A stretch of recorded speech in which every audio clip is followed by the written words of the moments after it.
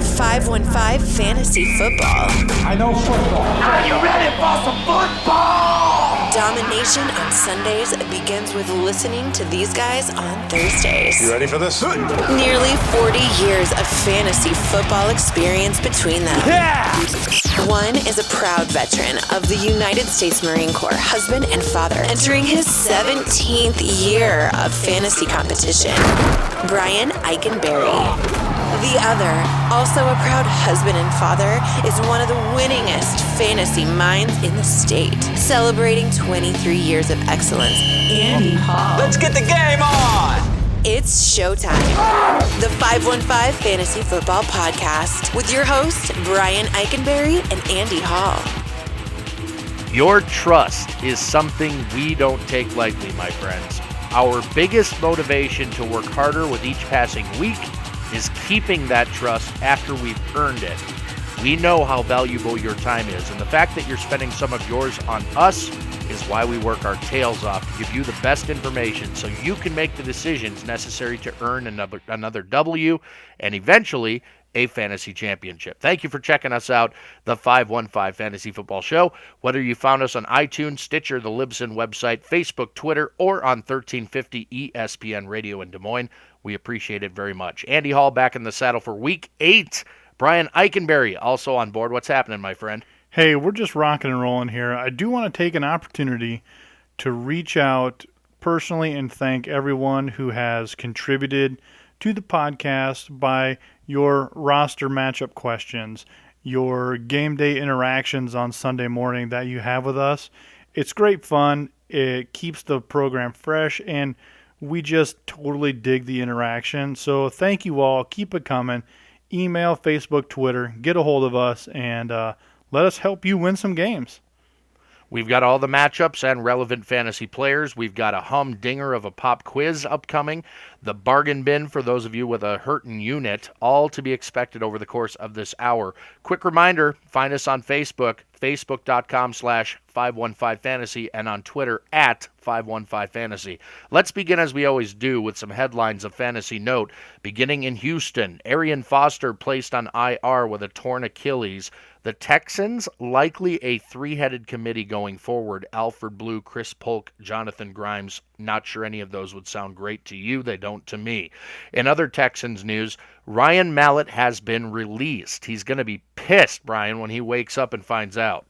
Oh, yeah, there's no doubt. He's probably slept through the ESPN announcement, and someone's letting him know, hey, wake up. You got to get out of these facilities. And P.S., your locker's already been packed for you. Yeah, it's like that story of Metallica firing Dave Mustaine back in the day. Yeah, hey, Just wake like up. that. Here's your bus ticket. Have a good one. See you, bye. TJ Yates has been signed to back up Brian Hoyer, by the way. Chargers tight end Antonio Gates could miss several weeks due to a sprained MCL. Ladarius Green time in San Diego. Speaking of tight ends, Buccaneers tight end Austin Seferian-Jenkins, who's been out since week 2 with a shoulder injury, returned to practice Wednesday, which is a good sign. Wide receivers Vincent Jackson and Louis Murphy both sustained knee injuries last weekend. I think the Bucs need Austin Seferian-Jenkins back in the lineup, and it is possible he'll be there. Jets running back Chris Ivory. There was an initial report he was held out of practice on Wednesday dealing with that quad injury. Turns out he was a full participant. So it looks like Chris Ivory should be good to go this weekend. Eric Decker also did not practice Wednesday, although I don't anticipate him missing this weekend's game either. Adrian Peterson, dealing with an assortment of dings, did not practice Wednesday, but he is likely to play Sunday. Cowboys running back Joseph Randle did not practice Wednesday with that oblique strain. McFadden in for a big workload. Despite a tough matchup, it's going to be all Darren McFadden all the time as they take on the Seahawks. Dez Bryant returned to limited practice Wednesday for the first time since early September. He is questionable for this weekend. Ben Roethlisberger, still not 100% that his knee is ready for game action. There have been reports that the insiders say he will play, but we're keeping a close eye on that. If he for some reason can't go, Landry Jones will be under center again this weekend. Browns quarterback Josh McCown limited in practice this week. He's questionable for Sunday. Patriots running back Deion Lewis, he's been limited in practice since Tuesday. He may suit up against the Dolphins, Again, that's another one we're keeping a close eye on, as that is the Thursday night game this week. Niners running back Carlos Hyde, he's been dealing with that foot issue. He should be good to go this Sunday. Packers wide receiver Devontae Adams returned to practice this week and should play Sunday at Denver. And one coaching move of fantasy relevance, the firing of Joe Lombardi as Lions offensive coordinator. Jim Bob Cooter has been promoted going forward. As a Lions fan, Brian, what are your impressions of Jim Bob? Well, Jim Bob Cooter gets a 10 in the name department, but he's young. He's never called any offensive plays in the NFL, and to me that just spells another giant disaster. I have no idea why Jim Caldwell is not calling the plays himself like he did in Indianapolis. It sounds as though Caldwell is going to be calling the plays, at least initially. They're going to get Jim Bob up to speed, but apparently the reason for the promotion is his good relationship with quarterback Matt Stafford, so that should make sense. Yeah, they've been pretty tight. When he was brought in, Peyton Manning was big on old Jim Bob, and they were hoping that relationship would kind of flourish with Matt Stafford, and they do have that rapport with each other, so the only way this is really going to impact fantasy is if they let Matt Stafford do what he's good at and just start chucking that ball. Might have to be 50 or 60 times a week, maybe more, because of how terrible that running game has been this season. Let's dive right into the matchups, Brian. I've got the Thursday night game, so let's go Miami, New England. We begin on the Dolphins side of the ball. Ryan Tannehill is a B+. New England ranks 26th against opposing quarterbacks through their first 6 games. And though they're 4th in the NFL in sacks, they're facing a quarterback in Tannehill who's mobile and coming off his best game as a professional. Look for him to try and beat the Pats through the air primarily. Lamar Miller is a B this week. Despite looking virtually unstoppable the past 2 games, Miller did what he did against defenses that are far from elite. The Pats give up around 110 yards per game on the ground, but have surrendered only 3 rushing touchdowns through 6 games. Miller should contribute some in the passing game, however, which may save his fantasy day if he doesn't reach the end zone.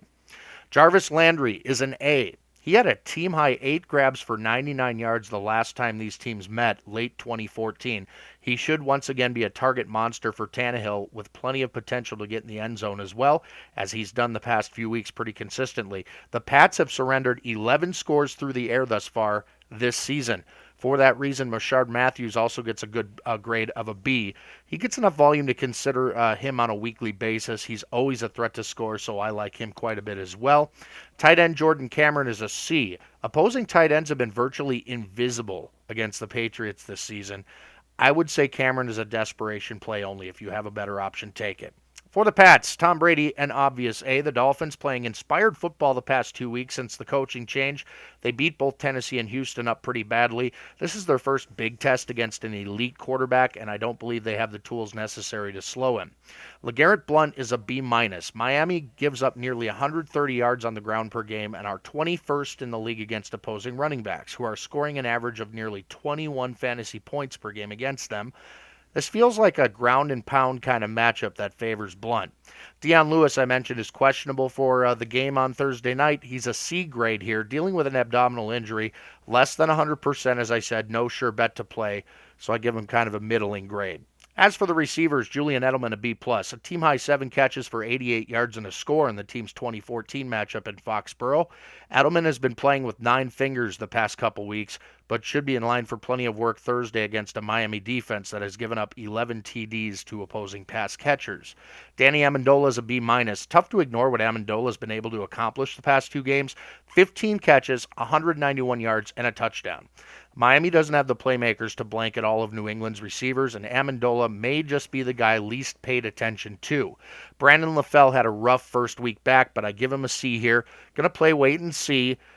He dropped several of Tom Brady's passes if you missed the game. He was targeted plenty, though, which is good to see, just unable to capitalize as of yet. I think he will get up to speed eventually. Rob Gronkowski, of course, is an A. You're not benching him, despite Miami ranking top 12 against opposing tight ends.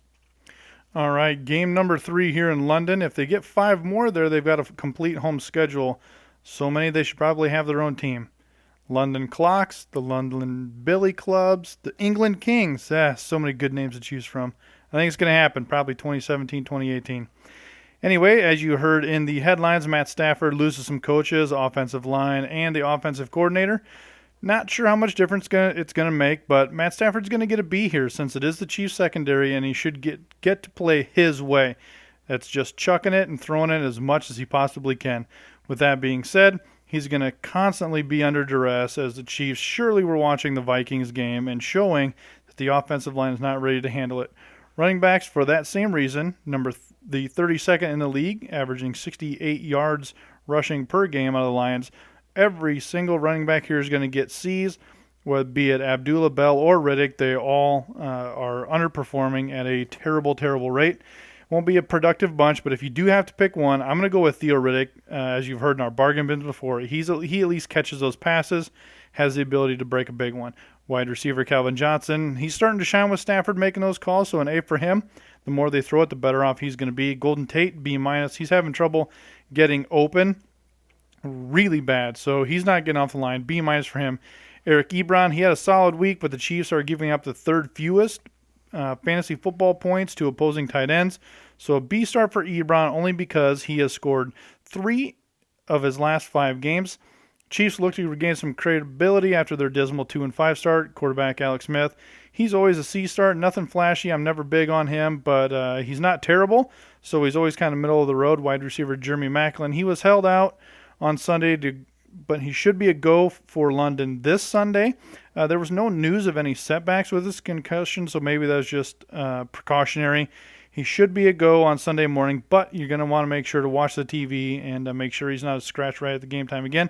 B+ for Macklin. If he does go, Lions are terrible on defense and are known to give up some pretty big plays. Running back Charkandrick West, he's going to get the same matchup here with his production last week. Expect the same thing. A start for West, so I'm giving Charkandrick West an A against my Lions. He's got that big playability, and the defense is always surrendering massive plays, a la 75-yard run and a touchdown to Adrian Peterson last week. Only other option here, tight end Travis Kelce, averaging 14.4 yards per catch and has 2 touchdowns. He leads the team in all receiving stats. A for Kelce. Tampa Bay at Atlanta. We'll start with the Bucs and Jameis Winston, a C-. The Falcons are top 5 against opposing quarterbacks, allowing an average of just over 16 fantasy points per game in standard leagues. They've allowed the 7th most passing yards, but only 8 touchdowns on the season to go along with 8 interceptions. Doug Martin is an A. Atlanta's been stingy against opposing runners in terms of yardage, having yielded only 550 yards on the ground through Week 7, but they've also given up 10 rushing touchdowns on the season. There's reason to believe Martin can keep his momentum going in this matchup. I also kind of like Charles Sims this week, C+. Between weeks 3 and 5, Sims was targeted heavily in the Tampa short passing game and produced double-digit fantasy scores in each of those 3 weeks. Following the Bucs' Week 6 bye, however, Sims assumed more carries than catches and was held to a mediocre fantasy day. Mike Evans is a B-. Surprisingly, the Falcons have been excellent against opposing wide receivers on the season, giving up only about 10 fantasy points per game over their last 4 games. Evans may have gotten his groove back in last week's loss against the Skins, but may be in for a rough ride on Sunday. Lewis Murphy is out with the knee injury, as I said. I can't see any other Bucs wide receivers I would start in this game. Tight end Austin Seferian-Jenkins, I mentioned in headlines, is questionable, but if he does play, I'm going to give him a B. We all saw the Saints' Benjamin Watson torch these Falcons a couple weeks ago. Seferian-Jenkins was off to a hot start in 2015 before being sidelined by his injury. If he does return, I like his chances against the 25th-ranked defense against opposing tight ends. For Atlanta, Matt Ryan's an A. The stars are aligned for Ryan to have a big fantasy day on Sunday versus a Bucs defense that has given up a league-high 15 passing touchdowns. They've given up an average of 35 fantasy points to the quarterback position in their past 2 games to Blake Bortles and Kirk Cousins. Not exactly Matt Ryan caliber quarterbacks, so I like Ryan a lot. Devontae Freeman is an A this week. Tampa's quietly been one of the better defenses against the run this season, giving up only 652 yards and 5 touchdowns, but Freeman has been a lock for at least 100 combo yards and or 1 score or more in each of his starts. You can't bench him. The receivers, Julio Jones, he's an A. Got to be licking his chops at this matchup. Leonard Hankerson is questionable this week. If he does play, I give him a B-. He's likely Ryan's second or third option behind Jones and potentially Freeman, but should get some opportunities if he plays. Roddy White is a C. Can't be counted on week to week, but this is undoubtedly an excellent matchup if you wanted to take a chance on him. I wouldn't hate you for it. Jacob Tammy's the tight end. He's a B. Tampa was lit up by Washington tight end Jordan Reed for multiple scores in week 6. Tammy should get some looks in this game. All right, Arizona at Cleveland, 5-2 meets 2-5. Arizona's coming in with the sixth best passing offense, and that should continue this week as Carson Palmer will have his weapons 100% healthy and will have a good day. B+ for Carson Palmer. He looked a little befuddled at times last week, but with Fitz and Brown, everybody's healthy, feeling good. On the road at Cleveland, they get the benefit of the doubt here. Larry Fitzgerald, he's going to get an A as always, especially with Joe Hayden on the downslope, dealing with that concussion from last week. So he's going to get a little break there. John Brown, he's going to get a B+, as he's going to complement nicely, and especially if Hayden's out, that means their secondary's kind of moving around. So Brown's going to have a good day as well. My money for big production, though, for big breakouts, CJ2K here. He's going to be running like he owns the joint. He's been proving that the starting job was his and has given everyone in the league one last hurrah. A for CJ2K, 5.1 yards per carry and 3 TDs like a boss. Andre Ellington here, I'm going to throw him in. Stay tuned for the bargain bin, C+. If CJ2K is up and having a good day, get off my lawn. Arians is the kind of coach who will put him on the bench with a comfortable lead, not risking injury, and let Ellington and David Johnson pick up the rest of the carries. So I would expect Ellington to get a decent share here if they're up and if they're large heading into the third and fourth quarters. The tight ends here have no significant fantasy value. The Browns once again find themselves possibly having to lean on Manziel depending on how McCown comes out. He didn't practice on Wednesday but is expected to start. So if you have to, do so with caution. I'm giving McCown a C. If he does go, they're going to be behind most of the day, so they're going to be passing a ton, which means he's going to have plenty of turnovers. Wide receiver Travis Benjamin, C+. He leads the team in yards but has drawn a tough matchup with the Cards secondary, Andrew Hawkins. He's going to get a C. If you must on the bye week, that's a rare fantasy start. Running back Isaiah Crowell. He's not likely going to get many carries because of the game flow is going to dictate a heavy passing attack. So a C- for the Crow, who's having a terrible season with 281 yards and 3.5 yards per carry. The person to own here on the Browns, since this guy we've been talking about since week number 3, tight end Gary Barnidge. We called him before he was cool, and he's going to stay that way. A for Gary. He's yet to be stopped since he got on a good roll. 514 yards, 5 touchdowns. On his season so far, he is a must-start in your fantasy lineup regardless of matchups and the tight end designation. One matchup each from either of us, Brian, and then we've got the ever-popular pop quiz. Jump into San Francisco at St. Louis. The Niners side of the ball, Colin Kaepernick is a C-. He had some monster games against the Rams in 2014, but these ain't the 2014 Rams, nor is this Kaepernick the 2014 Kaepernick. St. Louis is 4th in the league against opposing quarterbacks. They haven't allowed any quarterback over 19 fantasy points in any games this season. Then they've faced some good ones. Russell Wilson, Carson Palmer, Aaron Rodgers, etc. They've only given up a total of 5 touchdowns through the air through 6 games, so I'm not sure I'd put Kaepernick out there if I was you. Carlos Hyde is a C. The Rams haven't been especially friendly to opposing running backs, allowing around 4 yards per carry and only 3 rushing touchdowns on the season. Reggie Bush, I'm just going to leave on the bench. Haven't seen enough from him yet to consider plugging into lineups. He hasn't been fully healthy either. Anquan Boldin is a B-. On average, the Rams give up about 262 yards through the air per game. Assuming Kaepernick can manage that, and he may not, there's reason to believe Boldin can have a decent day here, and even though they completely shut down Cleveland's wide receiver core in Week 6, he's likely the most targeted receiver on Sunday for the Niners. Torrey Smith is a C. He's a home run threat only, been a huge letdown since he traded coasts. You're praying for a long touchdown if you do play him. As far as tight end goes, Vernon Davis, a C+. He surprised many with his 4-catch, 61-yard Week 6 performance against Seattle. He faces a Rams D that let Gary Barnidge run circles around them last weekend, so maybe worth a look if you're desperate. For St. Louis, Nick Foles is a B-. The Niners are 27th in the league against opposing quarterbacks, and though Foles isn't expected to have a big game through the air, he could be serviceable if called upon. No team has given up more passing yards than San Fran, who have allowed 12 passing touchdowns as well. Todd Gurley is an A. He's been a beast since returning to the field, facing a Niners defense here that ranks 24th in yardage given up to running backs and 7 touchdowns on the year. The receivers, Tavon Austin is a B+ in this game. Nobody's more generous to opposing wide receivers than San Fran is. Austin is an offensive weapon Foles should go to early and often in a matchup as juicy as this one. Stedman Bailey is a C+, possession guy with some downfield potential. Bailey is the under-the-radar guy that could emerge in the second half of the season as a receiver with true flex appeal. Kenny Britt, I'm leaving on the bench, only good for maybe 1 or 2 downfield shots per game, and many of those he doesn't come up with. Jared Cook, I'm also leaving on the bench because, well, frankly, I don't like Jared Cook.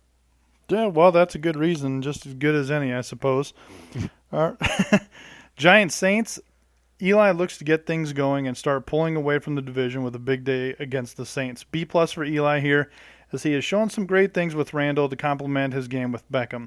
The Saints have the 26th worst pass defense, and that should help give Eli a big positive bump and some good confidence. He's only thrown 4 picks in 7 games, so that's something to look forward to. He's not going to cost you too many points. Wide receiver Odell Beckham Jr. has 25% of the targets in that offense and should go big this week with 100 and a touchdown. Ruben Randall, he's going to have a decent day in most fantasy football leagues. B for him. The craziest part about the Giants roster are the running backs. I don't think Jennings is bad. It's just the system and the format they use in New York that prohibits them from attacking with 1. They use 3 and even 4 running backs now. So for that, Jennings gets a C. Vereen, Williams, and now Darkwa all get no starts out of me. It's just not worth trying to pound it. Jennings is your only option as he's listed as a starter, but you never know where it's going to go or how it's going to happen in that offense anymore. It's just not a good place to be to own a running back. So don't start if you don't have to. Tight end Larry Donnell. He's a consistent tight end who won't get you zeros, but he was not going to get you 15 points either. So B- as he's always good for 50 yards. Drew Brees, he's going to earn himself a B here. While we expect big things out of Drew Brees, we always get let down. He's never going to throw 404 TDs again. Even though I want him to, it's just not going to happen. Through his 6 games, he has 8 touchdowns. Let that sink in. 6 games, 8 touchdowns. Not good. He gets the yards, but ultimately it comes down to the touchdowns. Wide receiver Willie Snead, he's the Saints' leading receiver. That's a total shock there. Nobody's seen that coming at the beginning of the year. So B for Snead is his 15.9 yards per catch, and 19 of his catches are for first downs. Cooks is still the only other wide receiver option here, C+ for him. Things to watch for the Saints in the wide receiver spots is there's just too many options. They're coming out, they're catching 1 or 2 balls, and that's pretty much it. So it's either Snead or Cooks if they're going to be on your fantasy roster. Only 3 touchdowns have gone to Saints wide receivers this year. Even though Drew Brees has thrown 8, only 3 of them have been to wide receivers. So you need to think about that going into the week. Wow. Running back Mark Ingram. Yeah, that's a crazy stat. 3 touchdowns to wide receivers. Running back Mark Ingram. Not something we've heard from New Orleans for a long time. I know. So it's the thing. You can't draft fantasy football on name recognition. You have to go with the present. So, yeah, make sure if you can pawn Drew Brees off on somebody, do it. Running back Mark Ingram, he's going to get a B+ against the Giants' 21st worst run defense. I believe this game will be balanced and a lot of clock control. Ingram is averaging 4.4 yards per carry with his 5 touchdowns, and he has 3 less touchdowns than Drew Brees. Kyrie Robinson, not on the train on him for your fantasy roster, but he is really good at stealing touchdowns, 4 of them away from Mark Ingram to be exact. Tight end Ben Watson, nothing crazy here. B- as he can sneak in and out of starting lineups and nothing is consistent. All right. It is time for the weekly pop quiz, which should ultimately lead to big disagreement, bickering, and such if all goes well. If all goes well. Question number 1, Brian. Is this the perfect moment to buy low on Packers running back Eddie Lacy? No. I'm not touching this situation. It's got toxicity written all over it because you can't trade for a low value on Lacy. You're going to have to trade for a high value on Lacy, and the amount you're going to have to give up to get him isn't going to be there, because while people will try and trade, they're always going to try and get more than what he's worth out of it, and to me it's just not worth the argument. There's so many other options out there that have consistency written on them. I wouldn't even mess with it. The correct answer is no. Aside from his Week 1 performance against the awful Bears, in which he rushed for 85 yards and a touchdown, nearly 16 fantasy points in standard scoring leagues, he hasn't scored double digits in one game since, and the schedule upcoming isn't super favorable, with games against Denver, Carolina, Detroit, Minnesota, Chicago, Detroit, Dallas, Oakland, and Arizona through Week 16. Add in the fact that he's been banged up, speculation that he's gotten out of shape, and the Packers have a healthy horse in James Starks, who's already proven he can carry the load if need be. Plus, the Packers like to throw the ball and stuff. Lacy isn't the guy that'll benefit in any way, so I say no. Leave it alone. You were right. Way to go, Brian. Ding, ding, ding. Question 2, is Peyton Manning outright droppable in 10 to 14 team leagues? 10 and 12, yes. I would say yes, and 10 and 12. 14, I wouldn't drop him, but he's not my first to start either. I think there's, Hoyer is a name who comes to mind right off the bat. There's lots of other options better than Peyton Manning. And if you do and are starting Peyton Manning, you really need to listen to the bargain bin. Correct answer is yes. He's averaging just over 13.5 fantasy points per game through his first 6. Some notable names ahead of the 29th ranked Manning thus far. You ready for this list, Brian? Oh, this is going to be a juicy treat. Blake Bortles. Ryan Fitzpatrick. Oh, that's terrible. Derek Carr. Even better. Alex Smith. Whoa. Jameis Winston. Kirk Cousins. Oh, that's terrible. Sam Bradford. Marcus Mariota. That's terrible. The list goes on. Whatever Denver is doing, worse? It's been working. They're 6-0 and haven't had to put a ton of pressure on Peyton to light up the scoreboard like he's done throughout his Hall of Fame caliber career. I think it's more about the defense than it is anything else. But is Peyton Manning outright droppable? Yes, he is. That's garbage. Question 3. We're going to play a game called Chutes and Ladders, Brian. I'll give you several Detroit Lions skill position players. You tell me if the change at the offensive coordinator position makes them a chute, which shall be flushed with the excrement, or a ladder, which allows them to climb the fantasy leaderboard going forward. Are you ready? All right, deal. Matthew Stafford. I'm going to go with ladder. Okay. Joik Bell. Shoot. Amir Abdullah. Shoot. Theo Riddick. Shoot. Well, Calvin Johnson. No, I'll take that back. I'm going to give Riddick a ladder. Smart man. Calvin Johnson. Ladder. Golden Tate. Ladder. Eric Ebron. Ladder. The fact that you changed your Riddick from a shoot to a ladder gives you a 100% correct pop quiz this week, Hot sir. ziggity. You are absolutely correct. If you noticed, all of the guys that got ladders here are all involved in the passing game. They're going to take whatever reins off of Stafford that they had on him with the old regime, and they are going to let him chuck it, as I think you have correctly predicted. So I think that's the only way Detroit can go going forward, and they're just going to go guns a-blazing. Yeah, that's something to talk about. I mean, if you have an option to pick up Stafford without any penalty to your waiver, I would do so, and I will give history as my reason here. You look back 3-4 years ago, the Lions rushing game was, last or second to last. They talked about how terrible it was. Matt Stafford also threw for 5,000 yards and 40-plus touchdowns in both of those seasons. So go back to what he was under Jim Schwartz, just slinging it all over the place and them abandoning the run game. Wins and losses of the team don't matter in fantasy football. It's just stats. Brian, what was the name of a couple of those running backs? I know Kevin Smith was one of them. There was a Bell in there, wasn't there? There was Another Kevin Bell. Smith. There was who's the guy who always got the concussions from USC? Yeah, no, I know who you're talking about too, but I can't think of his name now. It was just a couple of years ago. And Mikel LaShore was one of them. Yes, LaSure. Oh, there's Yeah. been so many bad ones come through Detroit. Oh, And that's the thing. From a fantasy perspective, you want them to be terrible if you own the quarterback because that means he's just going to throw it.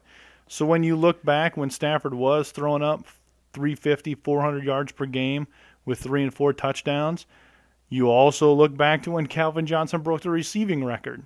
You know, you have to look at those things from a fantasy perspective, not just a Lions perspective.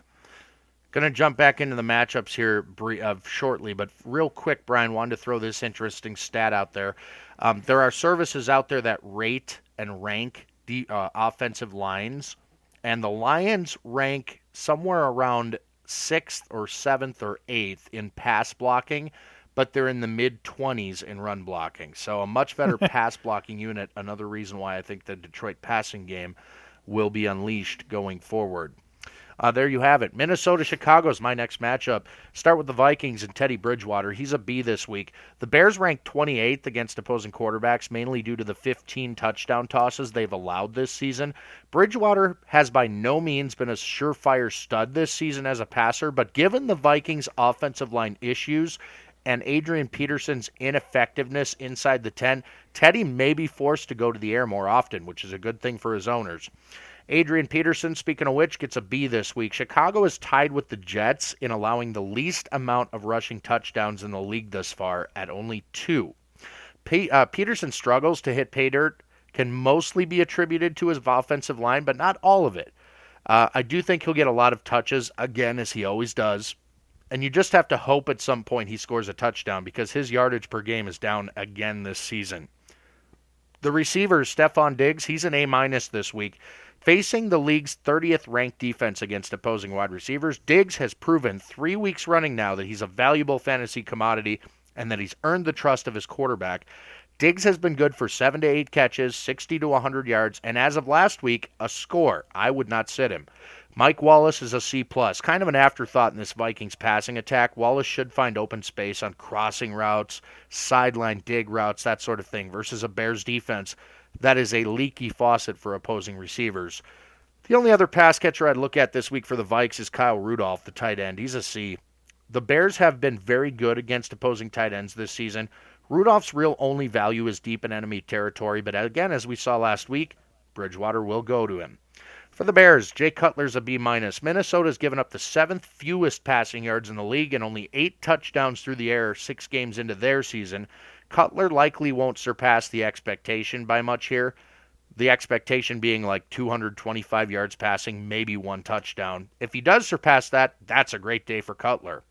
Matt Forte is a B+. The Vikings are a top 5 run defense, giving up just over 100 yards per game on the ground and only 3 touchdowns on the season. Forte's formula for success is volume, both in the running game and in the passing game. He should get both against these Vikings. Alshon Jeffrey's a B+. Minnesota is currently 6th against opposing wide receivers, but for some reason has always seemed to have trouble slowing guys like Jeffrey with size and speed. Had 11 catches for 135 yards and a score in Week 11 of 2014 versus these Vikings. This season, we've seen several wide receiver ones have success. Keenan Allen, Megatron, Demaryius Thomas, just to name a few. So I like Jeffrey. Eddie Royal's a C+. Wide receiver 2s have been virtually non-existent against Minnesota this season. Royals got some serious quicks, but I'm not sure I'd roll the dice on him this week. Martellus Bennett is a B. The Vikings have surrendered some pretty sizable fantasy stats to opposing tight ends this season. Bennett, he's the kind of guy that Cutler should be able to find open on most routes. All right, Chargers-Ravens. Phillip Rivers, he's looking for a good revenge game here. Last week it wasn't pretty, but he still managed 303, so that was pretty crazy to go back and look at the stat line. Look for him just to cut apart the Ravens, as Baltimore has given up the 2nd most fantasy football points to opposing quarterbacks. Pair that with the number 1 passing attack from the Chargers, and it's going to get crazy and fast. A for Rivers, wide receiver Keenan Allen. He's an A for as well. He's Rivers' favorite treat and is going to be throwing to him a lot. Malcolm Floyd, he's going to get a C. He's always good for a catch or two, then it seems he's kind of gassed. Michael Floyd, he's supposed to stretch the field, but with Keenan Allen cutting across the middle, they just don't throw his way that much. Stevie Johnson, he's in the mix here. He's going to get a C as well. Running backs, Danny Woodhead and Melvin Gordon, they're both going to get Bs here. Woodhead's clutch, but Gordon seems to have sat out his time now and learned his lessons from his fumbles, so he's going to get back into the mix this week, I hope. No idea how it's going to shake out, but both are going to get their action in time. Tight end Antonio Gates, he's back to the field, so he's going to get a B+. You can pretty much count on a touchdown and 50 yards every week for him as long as he is in there and healthy. Ravens quarterback Joe Flacco should not be in your lineup. His turnovers are the worst, and time will diminish the point value here. It's just a train wreck. He may have his weeks, but from a consistency standpoint, it's a no-go. C- for Flacco. I expect his points to come on checkdowns and crossing routes. Wide receiver Steve Smith, however, he's going to get himself a B. He has either scored under 10 points or over 20 points, so it's feast or famine with him in your lineup. You have to start someone, so why not Steve Smith? Someone's got to catch the ball. His big spikes in production, they always pay off huge. Wide receiver Kamar Aiken, he's an afterthought anymore with Steve Smith back, as we have seen. Running back Justin Forsett, he's going to get a big workload here this week against the 31st worst run defense in San Diego. I do expect the Ravens to be playing from behind. However, Forsett does catch a lot of passes, so it should equal out there, and they shouldn't just completely abandon him. So a good day coming for him. Buck Allen, he isn't really a starting option. If last week was anything to kind of look at, Forsett is healthy and playing well, so they'll cycle him in for minor roles, but nothing to get excited about and thrust him into your starting lineup. Tight end Crockett Gilmore, still nothing to rely on, and no tight end in that system is really. All right, two things, Brian. When you were breaking down the Chargers, I think you misspoke. You said Antonio Gates. He's going to miss some time. I think you meant Ladarius Green, correct? Yes, sorry. And then the other thing, I'm going to completely disagree with you on the San Diego running back situation. I'm not sure. Really? Are you a Melvin Gordon owner? I am in one of my leagues, but nobody was expecting him to come back in that game last week. No, he started out on the bench. He was going to serve his time there. All right. But he did come back in, and that was kind of the tip of the hat is, all right, young buck, you've paid your dues here. Now you can come back in. I hope you learned your lesson. Now, if he comes back and fumbles, he's going right back out, and he'll probably be there for the rest of the year, which is good for Woodhead owners. I think Woodhead's just been money this season. If I'm giving grades out, I'm giving Woodhead probably like a B or a B+ in this game, and I'm giving Gordon maybe a C or a C-. I see this so differently than you do, but that's just my 2 cents. Feel free to jump in and disagree on any of mine, by the way. Well, hey, I did pick Woodhead to be finished in the top 10 in the running backs, if you recall last week, and you kind of razzed me about that. Glad you've come around. I don't know about that. I've been a Woodhead fan for a very long time. I'm surprised. I'll have to go back and listen to the tape. I don't remember doing that. But backtrack. Anyway. Some of our listeners need to call him out on that. Make sure you call out Andy on social media, please. Please do that. That would be good. Cincinnati at Pittsburgh. Begin with the Bengals and Andy Dalton. He's an A. The Steelers have given up the 5th most passing yards in the league at 11 touchdowns on the season. Dalton's having the best year of his career thus far, throwing for over 1,700 yards and 14 touchdowns with his team already in the rear view. The path of least resistance versus Pittsburgh defense is through the air. Giovanni Bernard's a B-. Pittsburgh, they've been downright nasty against the run with 2 exceptions, Justin Forsett and Charkandrick West, both smaller, shifty guys that contribute as pass catchers as well as runners. Bernard fits that mold. No, I wouldn't count on a TD here. He's the best bet of the Cincy running backs. Jeremy Hill I'd leave on the bench. Bigger backs tend to underperform against the Steelers, and needless to say, Jeremy Hill has been a big disappointment this season. A.J. Green is an A. The Steelers are allowing nearly 300 yards per game to opposing wide receivers. They've given up 11 scores on the season thus far. The Bengals haven't been great against opposing the Steelers, I should say, haven't been great against opposing first wide receivers, so this is a great matchup for Green and company. Marvin Jones is a B. Safe to refer to him as since he's number 2 at this point. I think many of them have had decent yardage days and some have reached the end zone. Chris Conley, 63 yards and a touchdown. John Brown, 196 yards. Kamar Aiken, 77 yards and a touchdown. Marvin Jones could be in for a good day here. Mohamed Sanu is sort of the third wheel. You're banking on a score from him, so I'm leaving him on the bench. Tyler Eifert is a B+. We've seen some big days from tight ends against these Steelers this season. Eifert's career year likely to continue in this matchup against the defense ranked 30th against opposing tight ends. For the Steelers, Big Ben is an A- if he plays. Since he is about as average as they come in terms of pass defense in comparison to all other teams, all indications are Big Ben will be back under center for this divisional matchup, which featured a 350-yard, 3-touchdown line for Ben in Week 14 last season and 317 yards, 2 touchdowns in Week 17 when these two teams met. Le'Veon Bell is an A-. The Bengals are allowing nearly 5 yards per carry, but have given up only 3 rushing touchdowns on the season. You can't sit Bell. This could be a slightly tougher matchup than one may initially think, but I still like him. Antonio Brown is an A if Big Ben plays. Got to like his chances. Bengals have been very mediocre against opposing number 1 wide receivers on the season. Martavis Bryant, I'm giving him a B. 182 yards and 3 touchdowns since returning to the field in Week 5. You can't bench him with production like that no matter who was slinging the rock. Heath Miller is your tight end, and I am leaving him firmly on the bench. Absolutely. It's a one thing to note. It's just the tight end market. It's either you're getting tons of points or nothing. So there's only about 3 tight ends worth of holding on to this year. It's kind of crazy, actually. Yeah, good year to stream tight ends, no doubt. Titans-Texans. Mariota is a no-go. So it seems like Mettenberger's going to get the start here. I wouldn't start regardless if it is the Texans or not. So do not start Mettenberger, even if you have to. I'd probably rather go with a vacant spot there. Running backs, I wouldn't start either. McCluster, Andrews, Sankey, whoever decides to run on Sunday. I would rather start backups on a different team than whoever is going to get this start here. Mariota was the lightning rod on that team, and without him, it's a disaster. Wide receivers of note all get diminished grades for obvious reasons. Kendall Wright and Justin Hunter both get C+. It's a bad situation, and there are chances that things could happen, but in fantasy we need to focus on reliability and consistency. Neither of those 2 words apply to this team situation, except for tight end Delaney Walker. He get a fair amount of balls thrown his way. He's highest grade on the team with a B, which is bad.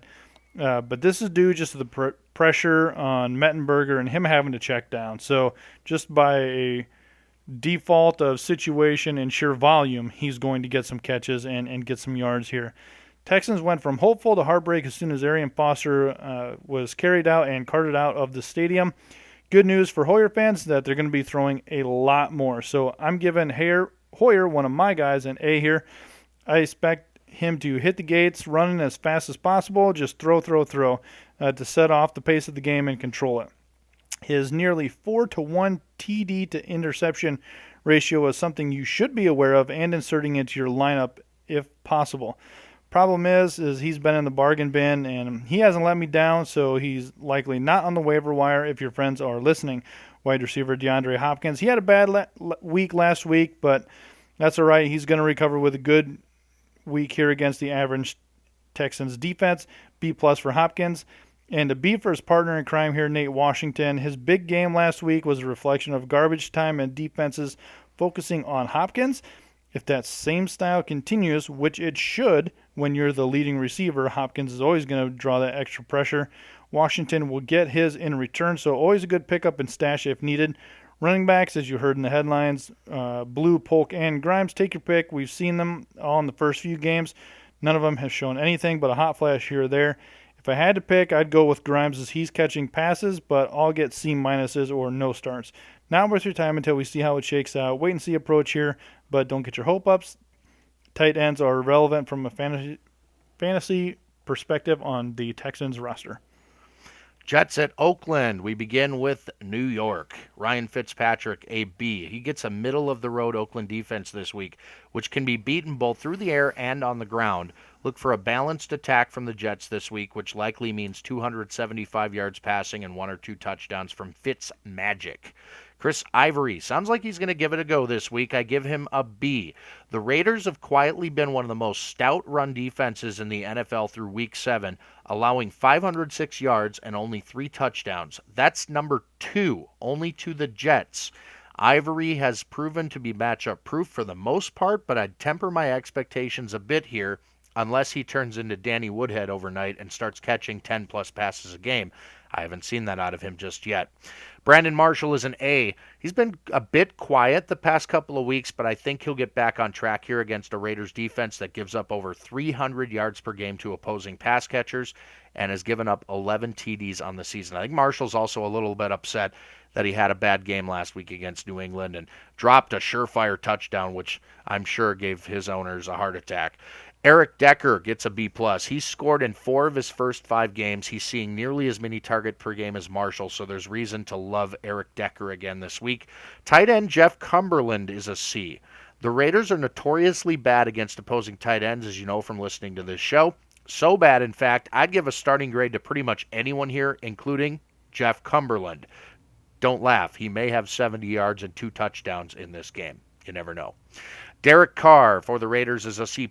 Won't have a lot of luck against the NFL's third-ranked defense versus the quarterback position. His upside will come in garbage time when the Raiders have abandoned the run completely and simply allow Carr to sling. That's where he's best anyway. Latavius Murray is a C-. Not much to love about this matchup. The Jets are the best in the league against the run, giving up only 3.4 yards per carry and an average of just over 70 total yards per game to opposing running backs. That is stifling. Amari Cooper is a B, a weapon you simply cannot sit, even in a tough matchup like this one. Michael Crabtree, I give a C+ to. He's seeing plenty of targets. He could benefit if Cooper is shadowed by Revis all day long. As far as the tight end goes, Clive Walford is a name to remember. I give him a B- here. The Jets can be beaten through the air, as we all witnessed last weekend in their matchup with the Patriots. Walford is a nice deep sleeper at the tight end position and may get more action if Carr needs to check down. All right, Seattle at Dallas. So the fun thing about watching Dallas games and in Dallas is watching Jerry Jones lose, because they always show us shots of him in his suite getting all pissed off, throwing his glasses, rubbing his temples and stuff. It's great fun. Watch it, check it out. You'll laugh, and then you'll remember. So keep that in mind here as this matchup rolls into town. Russell Wilson, he's going to be doing less passing and more handing off this week, so B- for Wilson's numbers, as it won't have much competition here against the Cowboys, and the defense is going to get credit for the win this week. Let's give the Seattle defense its own A start of the week here. If I had to bet on anybody getting points in a good way, above their projections, above whatever service you use, it's going to be Seattle's defense. Wide receivers, Curse and Baldwin, they both get B-. Might be a cop-out again this week, but it's the same story with these two guys. They're within 20 yards of each other on the season and 1 touchdown of each other. These two are probably Siamese twins in some life or way, shape, or form on the football field. They are identical. Both have different skill sets, but both wind up with nearly the exact same statistics over half of the season already. So someone you need to rely on, running back Marshawn Lynch. Beast mode becomes feast mode this week, and I expect him to be the top 1 or 2 running back this week with easy yards gained here against the Cowboys and the Seahawks to control the clock on the Cowboys. I expect him to be able to improve on his 3.7 yards per carry. If that 3.7 was anybody else, we'd be ragging on that running back pretty hard. But given those injuries and kind of how he was up against at the beginning of the season, we'll forgive him for now. He's going to increase those touchdowns on that stalling offense inside the 20.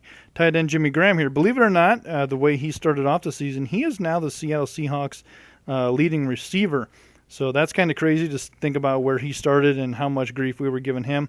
He has done so very quietly and may build on that this week. I'm going to give Graham a B here, as the game will dictate a conservative approach for Russell Wilson to not lose this game. So his shots downfield will be controlled and limited, and mostly short passes with some check downs. Matt Castle, he wasn't much of an improvement over the last circus side show that they had there at quarterback, and it's not going to be any easier with Seattle in town. C- for Castle. His throws won't get better, but he has options underneath to work with, so he might be able to save a game here or there. Wide receivers Terrence Williams and Cole Beasley, same situation. Neither are very good. Neither look like they can be counted on, so both get C+. Running back Derek McFadden, we talked about it in the headlines. He is going to get his opportunity. He is going to get a ton of work. There's a reason we did not anoint Christine Michael as the savior of this team. McFadden will get a B here, as he can catch and run, so he's going to get a heavy workload on both of his skill sets. As the Cowboys try to find some rhythm, tight end Jason Witten, the team's leading receiver, will also get a B. For his never say die attitude and his integrity for the game. He will always get a few balls and hopefully go for some good chunks of yards. If I had to pick anyone on the Cowboys roster of getting a touchdown, it would definitely be Jason Witten. One more matchup from each of us, and we dive into the bargain bin here shortly. I'm assuming Monday Night Football won't take you very long. I'm going to try to get through Green Bay Denver as quickly as I can, but this is a big one. We begin with the Packers side of the ball. Aaron Rodgers, he's a B. Anyone remember last time Aaron Rodgers faced Denver? He threw for over 400 yards, 4 touchdown passes, and had 2 touchdown runs as well. Huge. Good points. Good points. I don't see that happening in this matchup. Denver is by far the best defense in the league, both against the run and the pass, but especially the pass, where the most yards they've given up in any one game this season is 282 to Matthew Stafford, Whoops. who only had 1 touchdown pass in that game. Denver picked him off twice, though. Rodgers, easily the best quarterback they will have faced all year thus far, but even he has had his struggles against tough defenses. I'd be amazed if he went over like 275 yards and 2 touchdowns in this game. Eddie Lacy, James Starks, I don't like either one, especially this week. I give them both C minuses. Randall Cobb, I give a B minus to. Will likely need to run shorter routes in order to gain separation from Denver's shutdown corners. I do like the fact that he got some rest on that shoulder last week in their bye. James Jones, a C+. He doesn't have the speed to create sufficient passing lanes for Rodgers against this defense. Red zone targets, your best bet for fantasy production. Devontae Adams, if he plays, I will give a C+ to, a matching grade to James Jones, because I do like what he brings to the table. Richard Rodgers is the tight end. I give a C to him. He could be a sneaky good pass-catching option in this tough matchup. We shall see. For the Broncos, Peyton Manning is a B-. The Packers are a top 10 defense against the quarterback position and have given up 7 touchdowns while intercepting 8 enemy passes. Manning clearly isn't the same quarterback he once was, playing behind an offensive line that has been shaky at best and forcing Peyton into making rash decisions under fire, forcing mistakes. Should be a lot of throwing in this game, which may prop up Manning's final stats, but by no means will he resemble the old Peyton in a matchup like this. Ronnie Hillman's a B-. On paper, the Packers' rush defense every bit as good as Denver's this season. They're allowing a more sizable yards per carry average to opposing runners and have recently given up big games to guys like Todd Gurley. So I kind of like Hillman here. C.J. Anderson I'm leaving on the bench. The receivers are Demaryius Thomas and Emmanuel Sanders. They both get a B grade. I give them equal opportunity to produce against a relatively stingy Packers secondary. Owen Daniels, however, I am leaving on the bench. We thought Luck was back, but it just seems to be he's trying to do too much with too little. So Colts at the Panthers. I think the offense needs to simplify things. When Hasselbeck was in charge, it was a completely different playbook, and if you look at where it is now, it's bad, bad, bad. That being said, as bad as Luck as he is playing, he's really getting those garbage times in there, so for good points. So B for Andrew Luck with a good Carolina D that's 8th in the league against the pass. Wide receiver T.Y. Hilton, B+. Good grief Moncrief, he gets a B.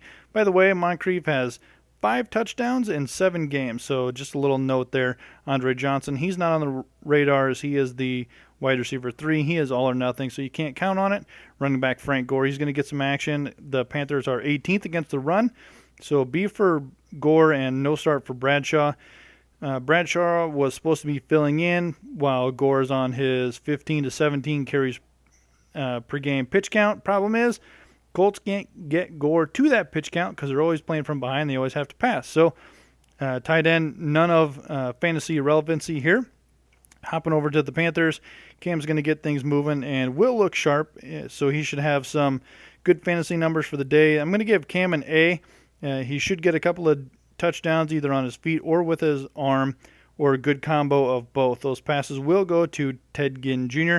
I get a feeling about Monday night, and he's going to be a hot ticket and will pay dividends. B+ for Ginn, as he is out there on the waiver wire unless you did pick him up in our bargain bin a few weeks ago, as we said. He gets 20% of the targets from Cam Newton. He should find himself with some decent opportunities.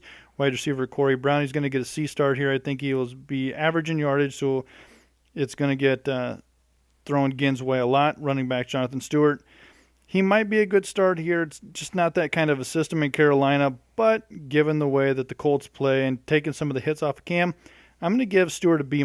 Through 6 games, he has 400 yards and 2 touchdowns. Just an average day of production, or an average runner who gets the ball when others are tired. Tight end Greg Olsen, A for this guy, 27.7% of the targets in this system and averaging 16.3 yards per catch. He is sure to have a good day, and that is it for Monday night. The bargain bin is how we always wrap up the show here on 515 Fantasy Football. One quarterback, one running back, one receiver from Brian and I. And these are guys, many of whom you can find on your waiver wire that you can plug in and expect a decent amount of fantasy production from. We've done some very good work in the past in the bargain bin, and there have been some stinkers as well, but that's to be expected because sometimes, Brian, when you swing for the fences, you simply miss. But we try not to. Absolutely. You know what? You got to take those shots downfield at some point.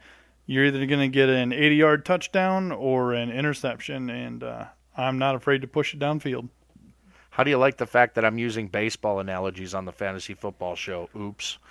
Well, it's World Series, so it counts. It is World Series time, and I've adopted the Kansas City Royals this year. I'm a Minnesota Twins guy by nature, but I've adopted the Upper Midwest team because I can't stand either of the coasts. So there you go. Let's begin with the quarterback position. Brian, who's your bargain man? All right, I am taking a shot down the field here. Nick Foles for the St. Louis Rams. Niners are the 31st worst in the league on the pass defense, and by chance alone, he should have serviceable stats to fill in for your bye week. So you can't really go wrong here. He's not going to kill you. I like Alex Smith, Kansas City. Sure, there may be quarterbacks with more upside in this spot, but at least in my opinion, consistency is the key when it comes to a good bargain bin pick.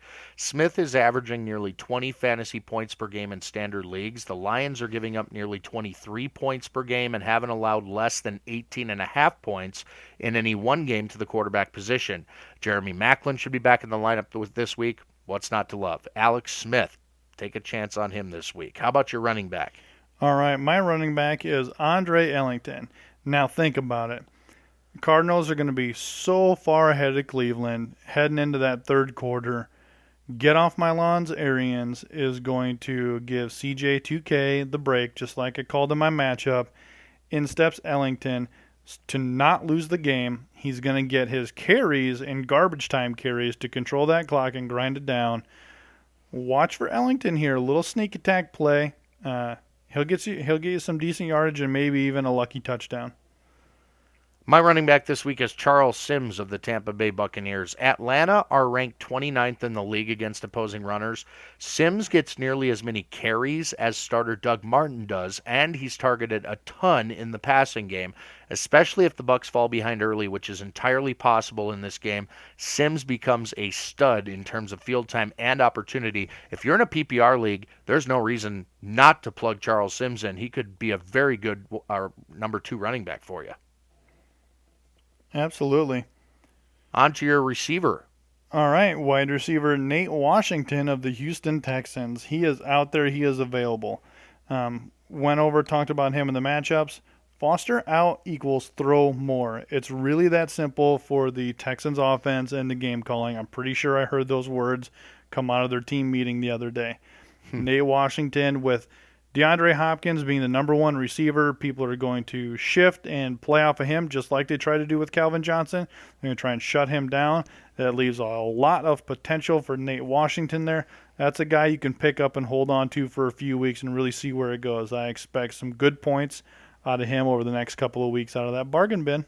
My receiver is Dexter McCluster of Tennessee. Depending on the type of league you are in, he may be listed as a running back. He may be listed as a wide receiver, or the correct answer, he may be listed as both.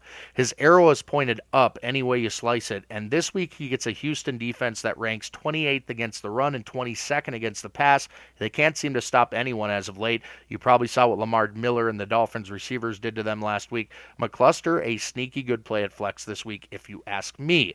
A friendly reminder to come find us on social networks, 515 Fantasy Football at Facebook, at 515 Fantasy on Twitter. Love to help you with your weekly decisions on a more personal level that way. Email is 515fantasy@gmail.com. No matter how you're hearing us, we invite you, if you've not done so already, to subscribe on iTunes. Don't forget to rate the show, and if you'd be so kind to write a review, some of you have, you'd be our best friend. Big thanks to our friends at 1350 AM ESPN Radio in Des Moines. Wish you all the best of luck in Week 8. Brian, anything to add, sir? Well, I just want to invite everybody out to submit your roster questions, submit your lineup questions, email, Facebook, Twitter, whatever. And if you think Andy's wrong, please, call him out on social media. Wow, wow. For Brian Eikenberry, I'm Andy Hall. This is the 515 Fantasy Football Show.